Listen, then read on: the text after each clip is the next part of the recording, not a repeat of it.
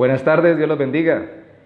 De nuevo continuamos con nuestro devocional estudiando la primera carta del apóstol Pedro a los expatriados y elegidos, hablando de la esperanza viva y lógicamente de una fe probada, como ya lo hemos visto en anteriores versículos del capítulo 1.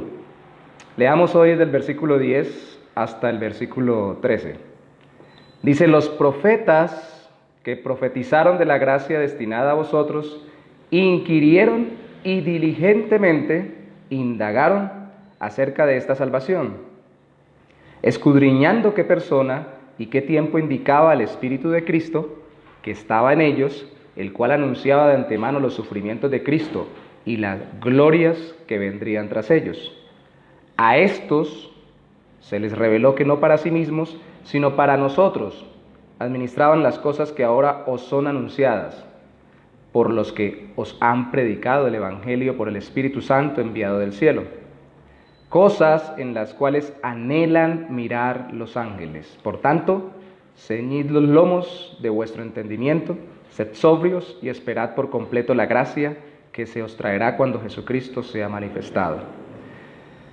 ¿Cuál es el acontecimiento más importante de la historia? Reflexionemos en nuestra mente y para nuestro interior qué pensamos que es lo más importante que ha sucedido en la humanidad.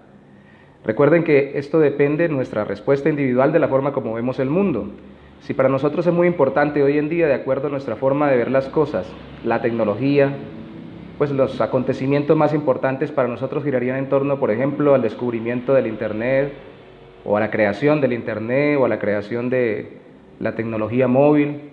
O si vivimos en una era anterior como la era industrial, diríamos que lo más importante para la humanidad fue descubrir la forma de industrializar la economía. O si viviéramos en generaciones anteriores, diríamos que lo más importante fue descubrir los derechos humanos. Y así sucesivamente estaríamos hablando de acuerdo a las épocas en que viviéramos. Todos somos parte del tiempo en que vivimos y terminamos viendo las cosas de acuerdo a los lentes que tenemos puestos en nuestro tiempo. Pero ¿cómo lo ve Dios? De acuerdo a la carta del apóstol Pedro, recuerden a cristianos que estaban pasando dificultades y habían sido expatriados por su fe. Dios ve al universo y a la historia humana y ve como el acontecimiento más importante, de acuerdo a la Biblia, y en esto es que gira la Biblia, como la gracia que se había profetizado para llegarnos a través de Jesucristo. De hecho, no el calendario nuestro de una forma u otra lo refleja, así muchos se opongan. No dice antes de la industrialización y después de la industrialización, ni dice antes de la tecnología de Internet ni después de la tecnología del Internet o de la imprenta o de otras cosas. Dice antes de Cristo y después de Cristo.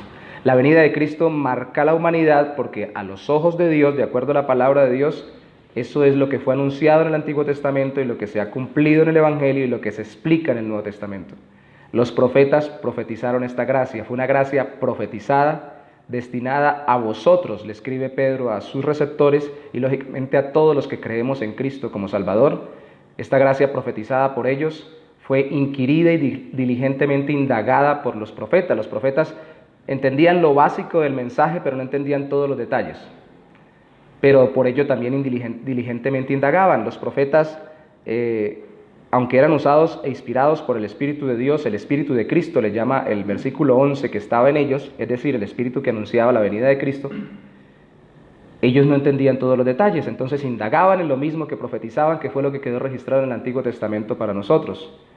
Pero sí veían algo, y era de acuerdo al versículo 11, que todo lo que se profetizaba en conjunto apuntaba a los sufrimientos de uno que sería el Mesías, el Salvador, nuestro Cristo, nuestro Redentor.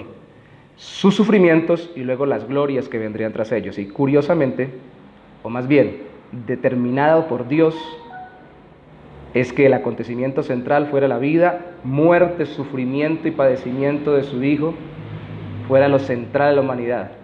Y luego las glorias tras su resurrección que vendrían para nosotros por la restauración de la relación con Él.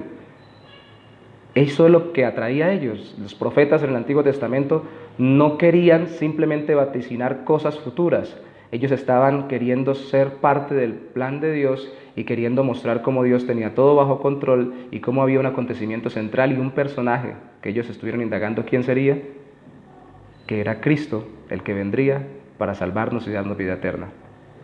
A esto, dice el versículo 12, se les reveló que no para ellos mismos, sino para nosotros administraban. La gracia profetizada fue una gracia por ellos indagada, fue una gracia por ellos anunciada, aunque no entendían todo, con respecto a alguien que sufriría, que era Cristo y nos salvaría por medio de su sufrimiento, pero también es una gracia que no era para ellos, sino que ellos la administraban para nosotros. Gracia es un término que significa regalo inmerecido, el don de Dios para nosotros. Y esta gracia, la más grande de todas las gracias, es la venida de Cristo para salvarnos y restaurar nuestra relación con Dios.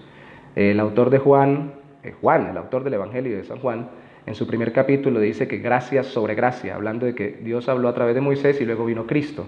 Era la mayor de todas las gracias y sigue siendo lo más central de toda la humanidad. Y esa es la que se predica en el Evangelio, se les predicó a ellos y se nos predica hoy en día por medio del mismo Espíritu que inspiró a los profetas y que ilumina el entendimiento de quienes escuchan el Evangelio. Esta gracia profetizada es admirada por los ángeles.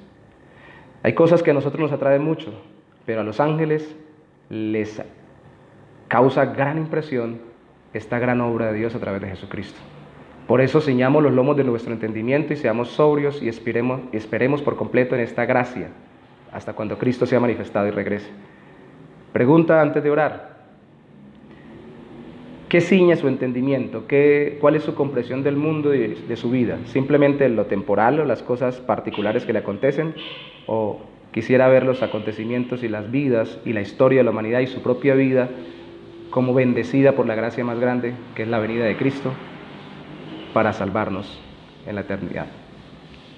Entonces, oremos por ello. Señor, gracias por la gracia profetizada, gracias por lo que los profetas profetizaron, gracias por lo que los profetas indagaron, gracias por lo que los profetas registrados en el Antiguo Testamento administraron para nosotros, queriendo entender, pero no completamente entendiendo que se cumpliría perfectamente todo lo profetizado en Cristo Jesús y nosotros hoy disfrutando de la bendición del perdón y la vida eterna.